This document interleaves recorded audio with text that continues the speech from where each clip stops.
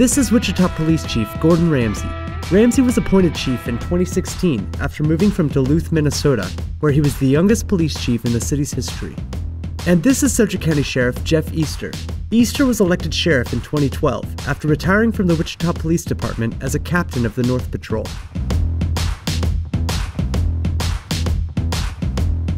I know we're having struggles just getting people in the door to even apply. Is that what you guys are kind of seeing too? Yeah, the numbers are down from what people tell me of years past significantly. But I'll be honest with you, the candidates that we have had, they're, a lot of degrees, a lot of really good people. Good.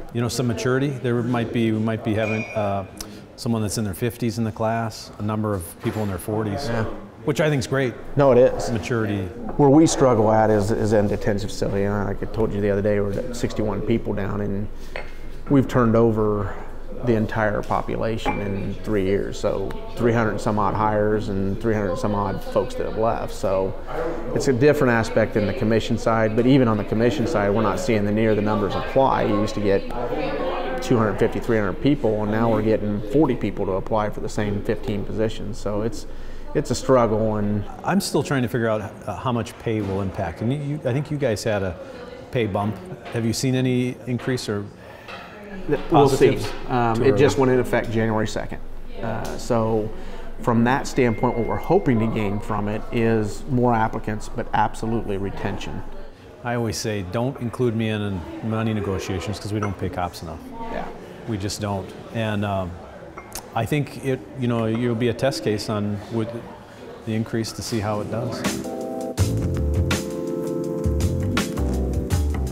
My first policing job in Wisconsin, suburban Milwaukee department, county was 550,000 people, and the deputies and the local cops, they wouldn't even wave at each other. And so here it's very close, and I think it has to do with the early, that they work together right off the bat. And it's been that way for a long time. Yeah, I think one of the things that really helped with that was in '85 when Sheriff Hill and Chief LeMunyon decided it's time to have a joint training facility. And ever since then, since they're integrated together, they're trained the same. And for us, that is a huge issue because our standards and the amount of training we provide here at the Joint Training Academy is 24 weeks long.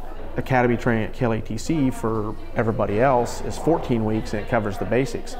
And there's some differences in building entry and those type of things, and so it doesn't cause us problems, but we have to talk through, whereas if we go and do something with the police department, there's no talking through it because we both know how we're doing this. Really, the only other way to do more together is to integrate. Right? Well, and also by doing some of that stuff, the taxpayers are actually saving money. Oh, without a doubt. Because it's not creating a position for you and a position for me. We share it, which is just one salary. Right. It's a benefit to the taxpayers, and it also keeps, as leaders of the organization, keeps us on our toes to make sure that we're accomplishing those things, and our expectation is that these folks, that we work together. Yep. Period. It's more and more of a concern, the things that our cops see and deal with, keeping them healthy mentally as well as physically, and ensuring we are vetting people properly. So, one of the things I'm really excited about is potentially sharing a psychologist, an on-staff psychologist. I've talked to staff about it, and that's the number one thing that I think we should work toward. We've upgraded our IA Pro software, Blue Team software, to track use of force incidents and all that.